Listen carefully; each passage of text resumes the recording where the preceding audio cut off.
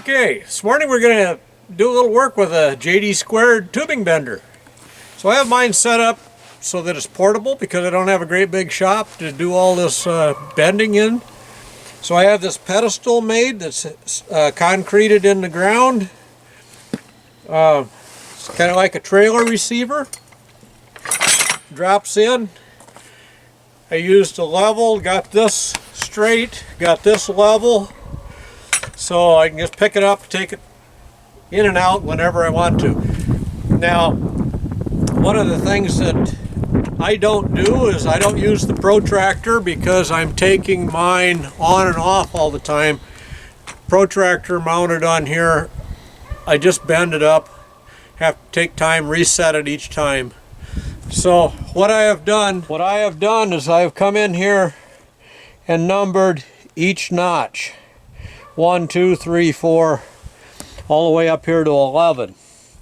So when I'm doing bends, rather than do degrees, I do everything by number. Sometimes you have to put a piece back in, tweak it a little bit, but you can actually do that. It's not difficult. And then all you have to do is record your numbers, and you can make bend after bend after bend according to whatever number you're using. So I'm going to grab a piece of tubing here and we'll put a bend in a piece of tubing, and I'll show you exactly what I mean. 1-inch tubing, so we don't care if we ruin this. So run this piece of tubing in. When you're using your bender, things that you'll learn is if you're bending a piece that you really want to keep, you're going to put a line all the way around your bend. That will line up with this piece right here, this cut on that die. So when you slide that through there,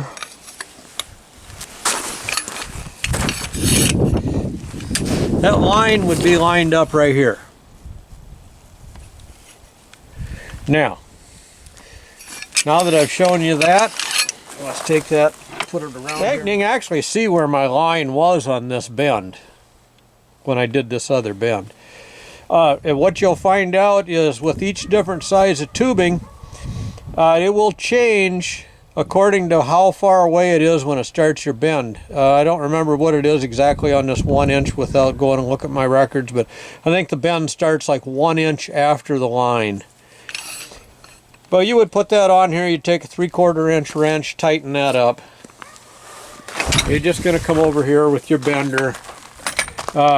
It's going to start in notch number 5. So you just start bending. It's not hard. Bend's pretty easy.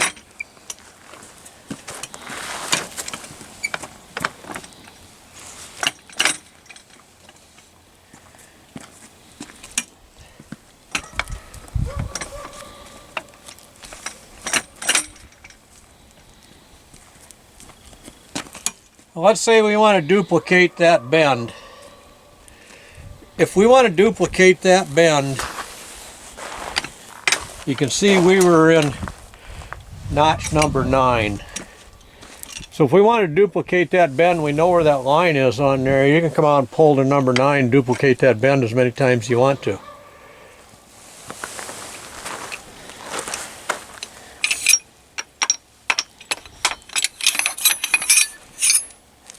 There's your bend.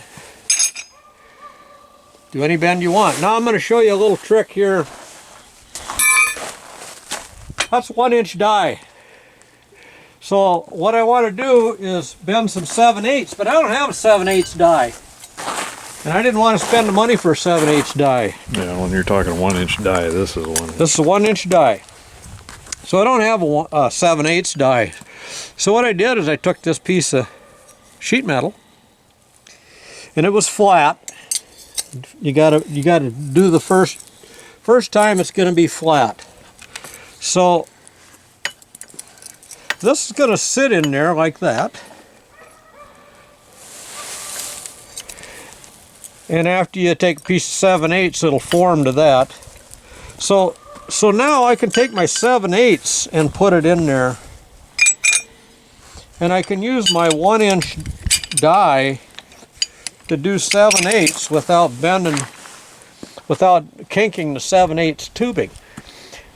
Now, if you go to one of our go-kart videos, you'll notice that we just got through building some Invader go-karts. And those Invader go-karts are 1.1/8 tubing, and I don't have an 1.1/8 die. I have an 1.25 die. So I took and did the same thing for the 1.25 die, and I bent all those carts on 1.1/8 tubing by using that spacer in there, which is 62 thousandths material, which takes up a 1/16 of an inch on each side, so I'm down to 1.1/8, so I can bend 1.1/8 tubing perfectly. Now that's one little trick. Okay, I'll show you another trick, save you a lot of money. Why burn up your good tubing? Go to the store and buy you some cheap EMT. Yep. Because this, EMT's conduit for anybody conduit. that doesn't know. It's electrical conduit typically used in building construction. So you can buy that for a little bit of nothing. Okay, this happens to be 7/8. It's a 3/4 inch listing, but it actually measures, that's 3/4 inside, so it measures to 7/8 on the outside. So again, we come up here with our spacer. So now we can take and put this 3/4 inch conduit through here, wherever we decide we want to bend. Run my little spacer in there,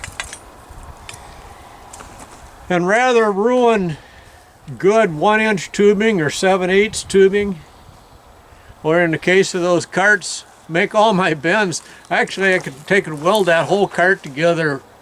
You wouldn't want to run it, but I did all that whole cart in EMT tubing before I ever did it in chrome moly tubing. So why waste that good expensive tubing when you got junk like this that you can bend up without any problem? You can burn through a whole bunch of this for the price of, you know, you go to the store and you pay 10 bucks for a piece of 1.1/8 EMT. By the time you get chrome moly shipped to you and got $15, $16, $17 a foot, you have a whole burn through a whole 10-foot piece of EMT, and make all your mistakes on that. Record everything you want, get your bends perfect, and it'll be just fine little adjustments that you'll make when you go to the real stuff.